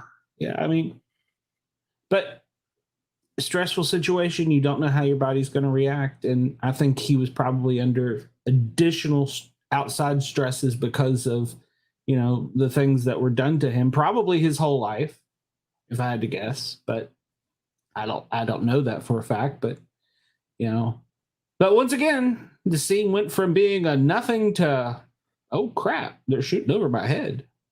Now I do remember in DeKalb County, I don't think any of my DeKalb County people are online, but one of my last calls in Stone Mountain, we had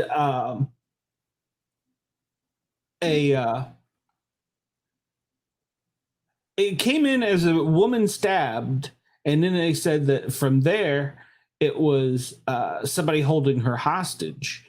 Well, what you call, when you say you stage, you're away from the scene, you're not close, you wait for PD to secure the scene.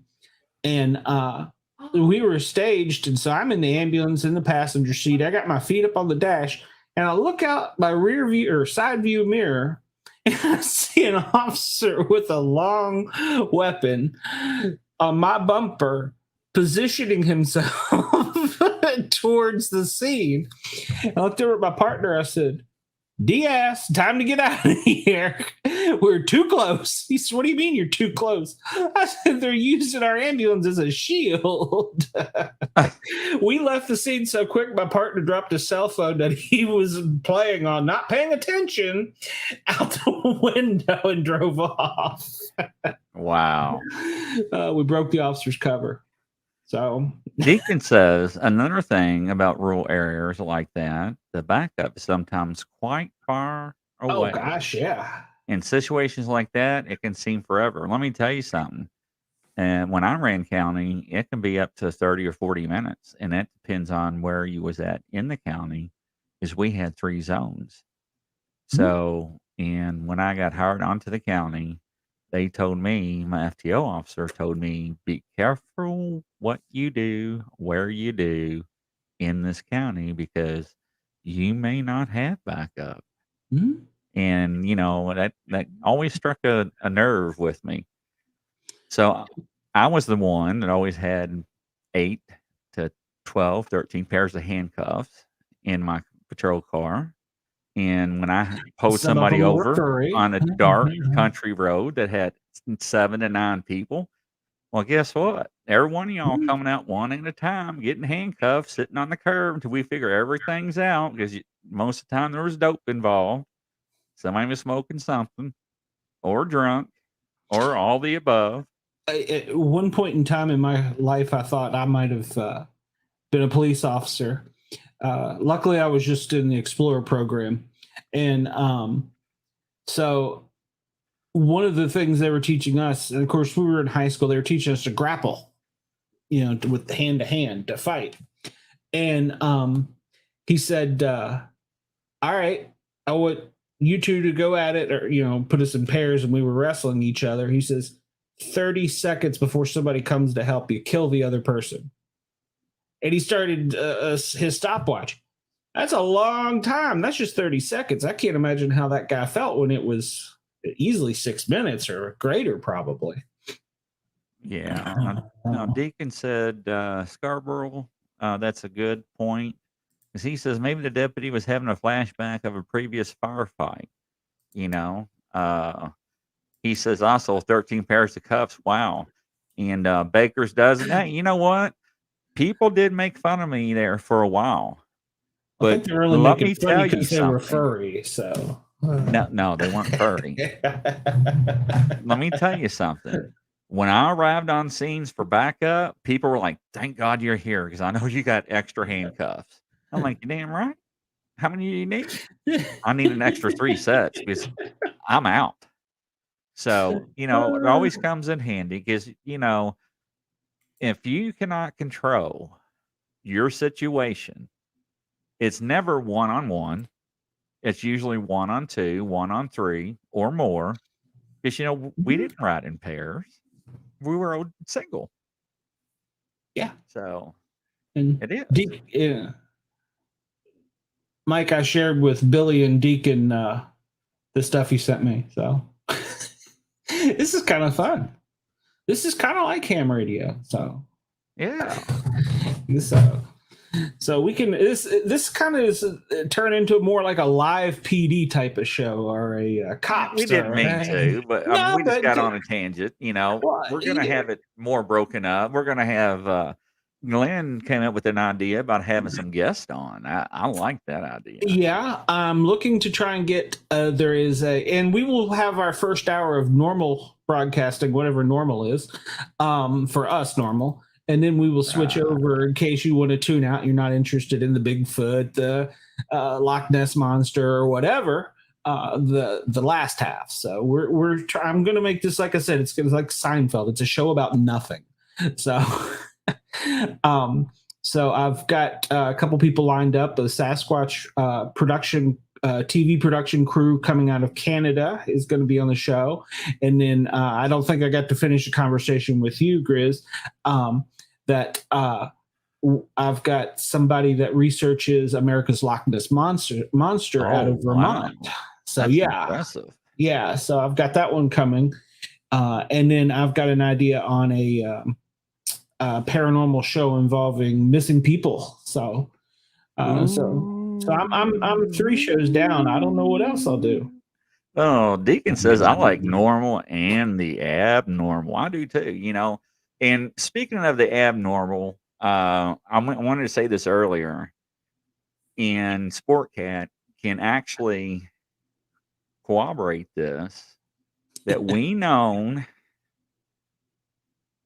humans, men and women grown, that have seen Bigfoot in person and has not been the same since.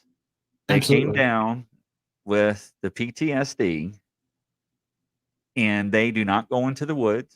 They no longer hunt. They cannot get near the woods. So, yes, absolutely. So it's not just about violence or guns or anything. No, I had an adventure that kept me out of the woods for about 1.5 years too. So yeah, absolutely. I would too if I saw you in there. I'd be like, I'm gone. I'd have to take your gun. Yeah. So, show them our the thing that you got made. Oh, well, Yeah, you want to introduce that now? Okay, well. Yeah, well, But you've done said it. You've opened the bag. So, well, I was going to tell you, we were talking about criminals. I'd read another stupid criminal story out of Chicago during the pandemic. A person embezzled, is a food cafeteria worker, embezzled $1.5 million worth of chicken wings. What? What do you do with 1.5 million? I love some chicken wings. Don't get me wrong, but you can't serve them in school because they got bones in them. What do you do with $1.5 million worth of chicken wings? I want to know. This person is in jail. This has got to be a prank, right? No, this person, you can look it up. It's in Chicago. Whatever. I don't know what was she doing with them? She worked for the cafeteria, and during the pandemic, they were making food, and the school buses were either delivering it or they were coming out and outside and like picking up sack lunches for the kids.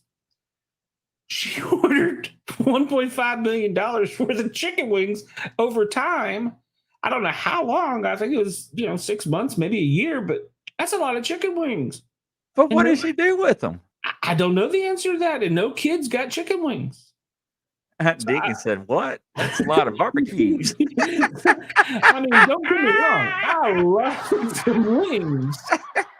I love some wings, but 1.5 million? What are you going to do with 1.5 million wings? I'll tell you what probably happened was that somebody had some munchies in the neighborhood. And she's like, here it comes. Open the door. It's free. Come on. Well, I mean, I don't know. You can usually get what, 15 for $10? That's a lot of wings. Oh, I didn't think about that. I mean, that's what I'm saying. That's probably what she was doing, was selling them. She had to be. So she had to be. But I mean, it's a lot of wings. How do you not think you're going to get terrible and not feeding the children? Oh, she's going to go to hell for that one.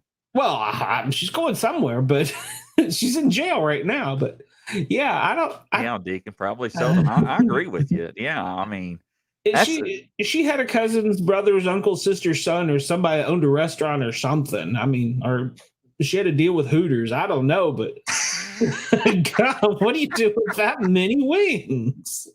It's a lot of wings. Oh, all right, so you brought this up.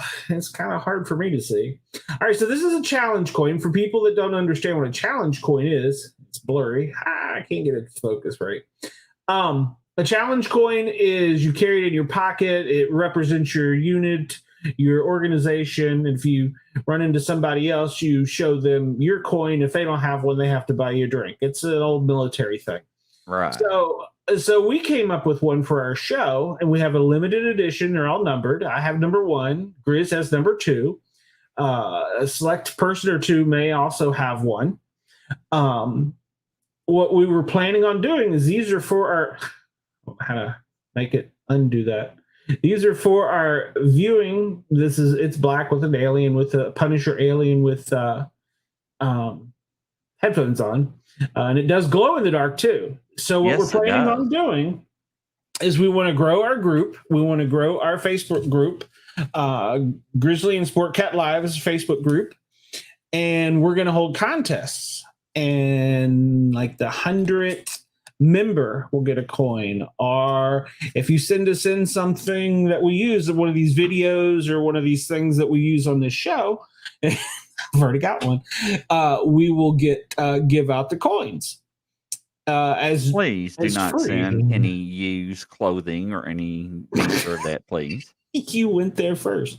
I had to. Because I had a girl at one time when I was younger. That was a long time ago. Unfortunately, when I was living at home, used to mail me things, and I would open up in front of my parents, and my dad would be like, "What in the hell, son?" I'm like, "Dad, I have no idea." I don't know that I needed to know this. I don't know that my friends needed to know this. I don't know that your friends needed to know this. Wow. Well, I'm almost at a loss of words there. I mean, I had flashbacks when you're asking people to mail you things. I'm like picturing things from my past. I'm just like, "Fuck you! Here's this idea." And I looked to my right, and I looked, and somebody said a comment about that's a buck of wingding or something like that, and I was like, "Okay, it's time." I've lost it at this point. Sent Glenn a video of my Sands challenge coin on Messenger. That's awesome. Also, Glenn, tell them about your challenge coin group. Well, I design coins. I think all my friends have been pestered by ads, I'm sure. And so I make coins like for the fire department, one of my stations in Tennessee. I made this for the local. I guess I'm going to turn Put this it in front off of your face. Yeah, that doesn't No, work. in front of your face. There you go. Now put it forward. Well, see, now I can't see me. It didn't work, did it?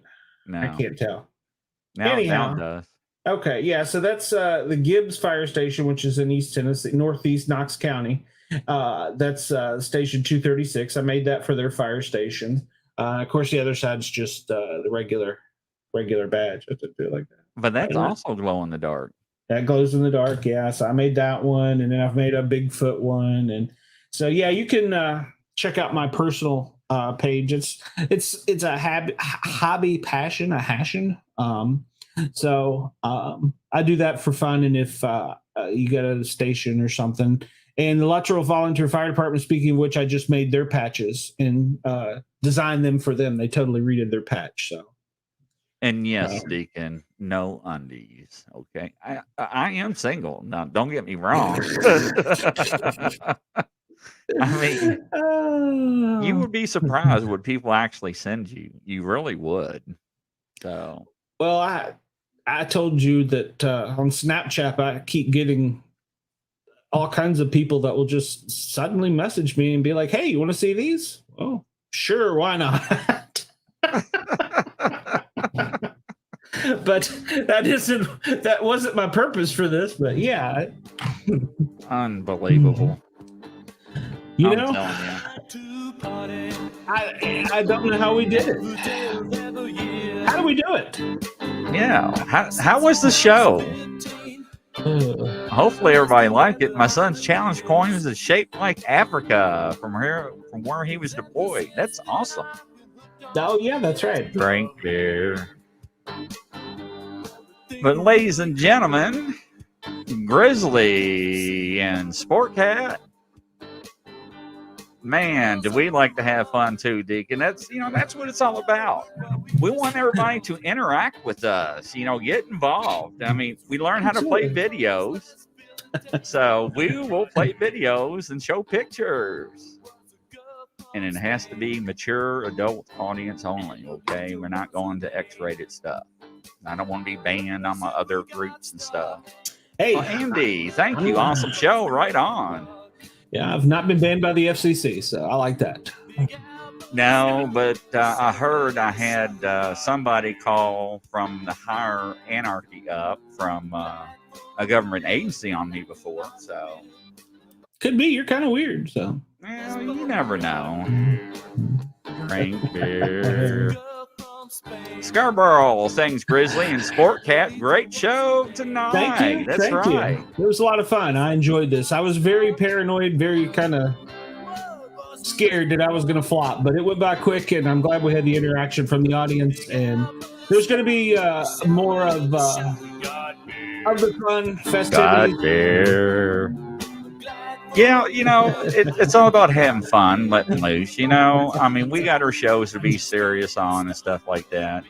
And what's wrong with just not having conversations and having fun about stuff? And that's why Glenn said, hey, let's rock it. 1, 2, 3,